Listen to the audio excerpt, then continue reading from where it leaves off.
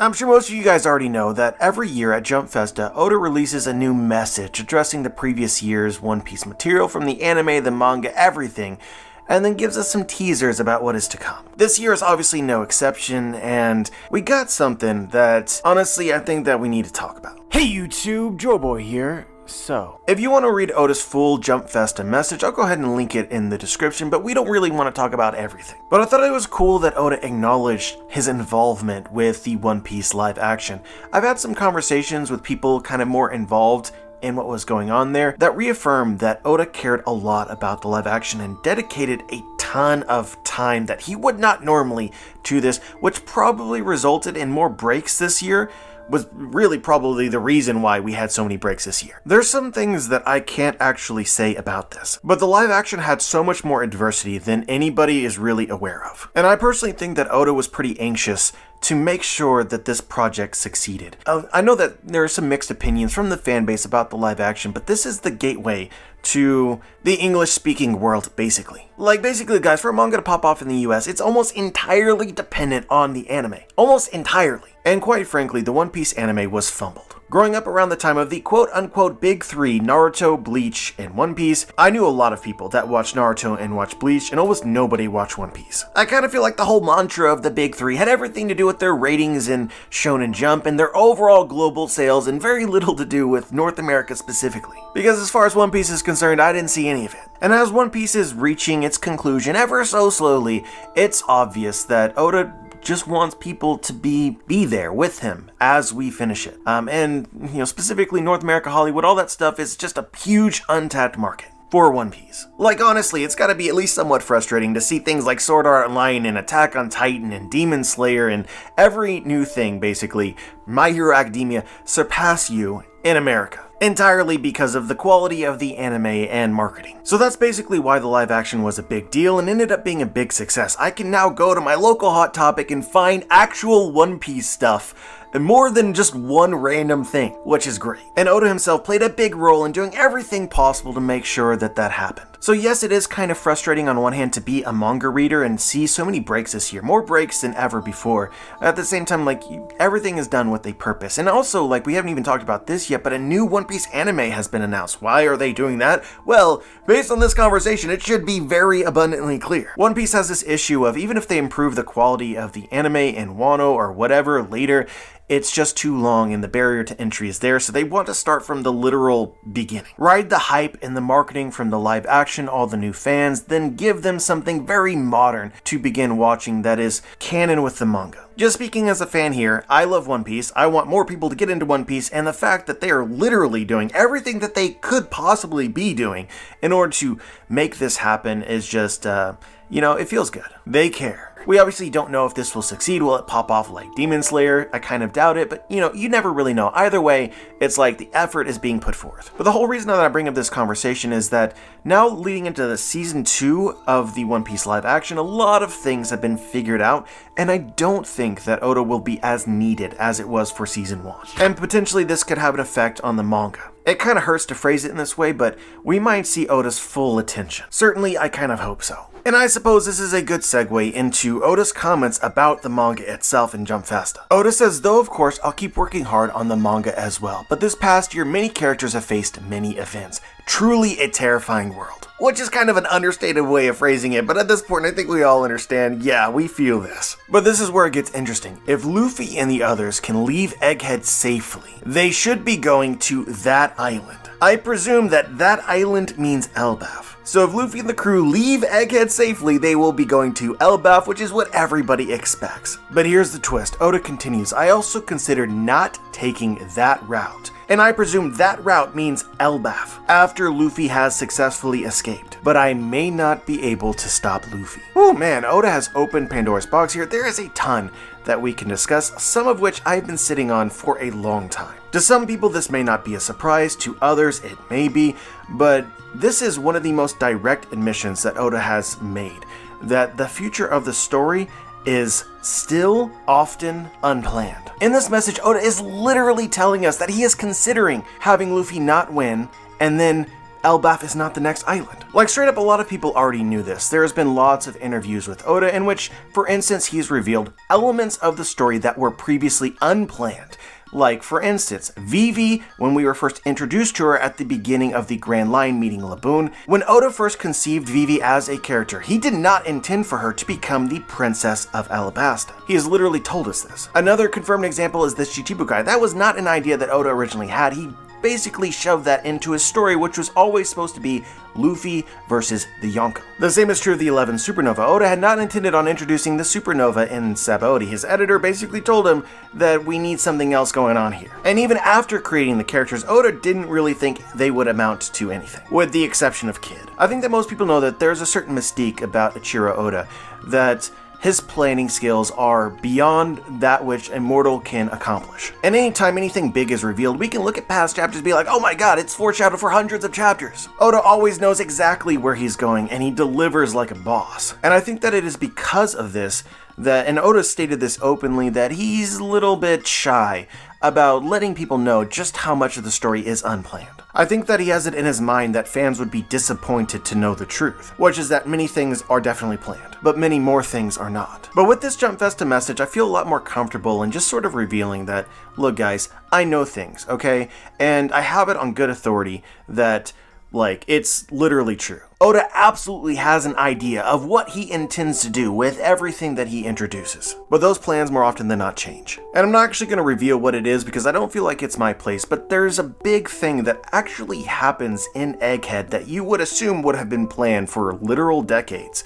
That was not. For a fact. It was a totally new idea. So the honest truth about Oda and how he writes One Piece is that he's flexible. Chapter by chapter, arc by arc, he feels for the correct direction of the story and is more than willing to change course, assuming, and this is the big thing, assuming that he can make an alteration without retconning previous events. And honestly, I actually don't know why Oda is shy about this at all, because I find this skill to be far more impressive. That is the secret talent. To be able to have a story concurrently going for over 20 years, setting up pieces which you can utilize the entire time all the way from the beginning, and be able to have new ideas that you can seamlessly fit into the story, as if they were always planned. This is one thing that I've definitely learned as a writer myself, and you learn this by observing other people's techniques, but people who plot out and plan everything, like for instance in a book, more often than not, it comes out as garbage. People who write in this way write the entire book based on the plan and then evaluate it afterwards, see what worked, what didn't, and then rewrite it. Oda does not have that luxury. I think that Oda is more so a gardener, which is a term that George R.R. Martin, the author of Game of Thrones, uses. But basically, this technique helps you write a story that you don't have to rewrite, because you feel the story as you tell it. And plans are more so guidelines. But yeah, I understand that I'm acting like this is some kind of big reveal, and a lot of people I think are just intuitively going to be like, well, yeah, duh. But there's been a long discussion about this over the course of, since I've been a part of the One Piece community, most likely before then as well, and a lot of the examples that have been provided about things that Oda hadn't planned could be seen as sort of one-off examples, or as maybe something that Oda occasionally does but doesn't really need to. I think it's more so like fundamental to how Oda writes, period. Which is why Oda never knows how long arcs are going to take or how long his story is going to take. He's always off. It's always growing because he's constantly having new ideas that he needs to figure out how to resolve properly. And Oda's message in Jump Festa is just a really, really big example of this, because you can just see how different this story would be in the two scenarios that Oda is considering. If it's true, and we're reading this properly, that Oda is considering having Luffy and crew lose in Egghead and then not go to Elbaf but go to an entire different island entirely, that is a big change to make. Luffy losing, in fact, could change the entire tone of the story leading to when we eventually get to Elbaf. Plus everything that Oda would actually conceive of in this island that may not actually ever happen. But let's take this a step further and reread Oda's message. If Luffy and the others get to leave Egghead safely, they should be going to that island. I also considered not taking that route, but I may not be able to stop Luffy. I'm not going to bore you with how I came to this conclusion, but to me guys, this reads as if the original plan was to have Luffy lose. Which, if you watch my theory about Oda spoiling Egghead and some of the conclusions that we arrived at, is actually not too surprising, because of the parallels between this arc and Sabaody. The idea of Luffy losing should have been a thought in Oda's mind from the very beginning, but that original plan is looking less and less likely because of the story as it is unfolding. Literally, Oda cannot stop Luffy, which is an incredibly hilarious visual, but actually a real thing that a lot of authors and creators experience. Like, when you're truly in the mind of the story and your characters, sometimes you don't control the story, they do. But I've certainly gotten the same feeling reading the most recent chapters of Egghead, following specifically along with Kuma's flashback. It just feels like it isn't right for Luffy to lose here. And it could be very well true that Oda is feeling the same thing. So I suppose this sort of conveys my opinion on Oda's Jump Festa message, where he says, oh well, Luffy and crew, if they escape successfully, will go to Elbaf, but if not, then maybe not. Well, I really think that the next island is going to be Elbaf, because I really think Luffy is going to win.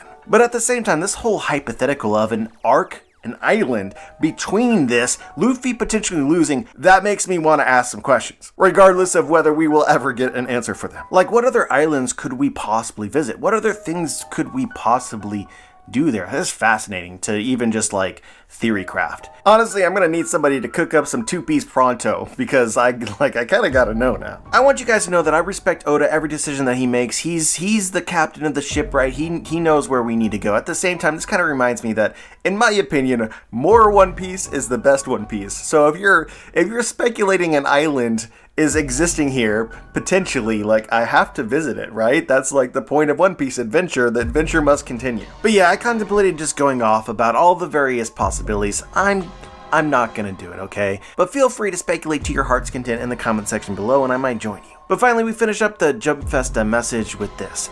If that does end up happening, then there will be a struggle for that thing. Once again, everything that he says is very convoluted. He's intentionally being deceptive about what he's saying, which makes it kind of confusing, but I'm pretty sure what he's talking about here is that if he is unable to stop Luffy and Luffy ends up winning, leaving and going to Elbaf, then there will be a struggle for that thing. And in my opinion, this is almost pretty obviously the road Poneglyph in Elbaf. At this point, I think that we safely know that one is there. One, because there's only so many islands left, and two, that's an island that Shanks visited. Shanks traveled with Roger, knows where all the Poneglyphs are. In fact, we're missing a Poneglyph that was previously on Fishman Island, and it seems incredibly likely to me that a member of the Roger Pirates, potentially Shanks himself, was the one to move it. But just as context, we know that Big Mom has always possessed her own road Poneglyph.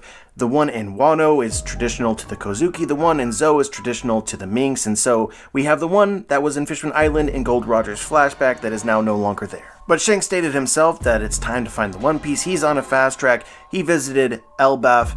Most likely, a road Poneglyph was there. Easy peasy. But there's still some things that we can glean from this. If that does end up happening, then there will be a struggle for that thing. If this is the road Poneglyph, there will be a struggle for the road Poneglyph. Meaning Luffy will have competition. And we should be asking, from who? Who else absolutely needs to discover the road Poneglyphs before their story is complete? I think that this ties to the very end of the message. And finally, at last, it'll happen.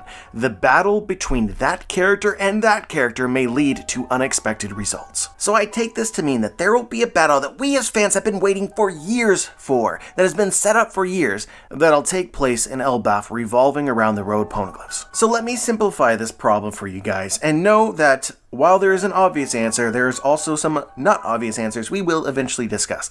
But what is a character that we're excited to see Luffy fight for the first time that would be interested in discovering the road Poneglyphs? And in my opinion, the obvious answer here is Blackbeard. Straight up, guys, one way or the other, Blackbeard needs this road Poneglyph in order to find Laugh Tale potentially, or lose to Luffy in the pursuit of the last road Poneglyph. However it ends up being, this is an important place for Blackbeard's journey. I basically expect Blackbeard to be in Elbaf regardless. And it would definitely be fitting for Oda to say that finally that character and that character will have a fight. Blackbeard and Luffy has been set up since forever. But if it is Blackbeard and Luffy, Oda did say that this fight might have unexpected results. And it kind of makes me want to believe that the unexpected result here is that Blackbeard ends up acquiring the road Poneglyph and then beats Luffy to Laugh Tale. Blackbeard ends up king of the pirates and not Luffy. At least not initially, guys. Don't riot on me, alright? Luffy will eventually become king of the pirates, for sure. But the journey to get there might be ... unexpected. Certainly that is well within Oda's wheelhouse. And I mean shit, we had a whole conversation about it. Maybe Oda himself does not really and truly know yet. But you can really think too much about this because the community has expected that Blackbeard might be the endgame villain for a very long time. Obviously, Emu complicates it, but, you know, to some people it might be really unexpected if Blackbeard loses straight up in Elbaf. And that's where his journey ends. Really, a lot of things are possible, so I just want to convey my excitement. When unexpected things loom on the horizon, that is what I crave. I'm all about that. But to throw some more unexpected ideas at you, obviously, Oda's message is more general and can be interpreted in many ways. We need a character that Oda has set up that Luffy needs to fight and hasn't really fought yet that would also be interested in potentially the road Poneglyphs. Is there any other characters besides Blackbeard? And I think yes, there is. You guys are gonna laugh so hard at both of these things, but I think it's legitimate, alright?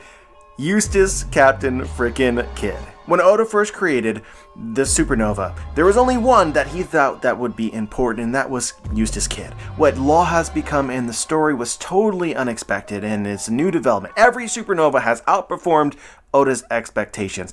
Kidd has been severely underwhelming, and last we see he just gets bodied by Shanks. But the question I pose to you is, do you think that, assuming that Kidd is alive, and I do think that he's alive, but assuming that he is alive, right, do you think that he's just going to give up? Will our man bow to the one and true king? This man tanked Kaido's oppression for months to years. All sorts of torture without his will breaking. If he is still alive, that man is not going to give up. It is not in his DNA. Even if all the odds are stacked against him, and everyone knows, including himself, that he stands no chance, that man will continue to fight. So he gets up out of the sea, and he's on Elbaf, where there is a road Poneglyph. Luffy will arrive. They will eventually find it. Kidd won't have given up on his dreams, most likely, and we could see a fight between that character Kidd and that character Luffy, which has essentially been promised for a long time, with unexpected results. But you guys are gonna laugh extra hard with this second potential fight. Of course, I'm talking about Big Mom. Once again, another character that might potentially just be dead, and so this could be a total waste of time.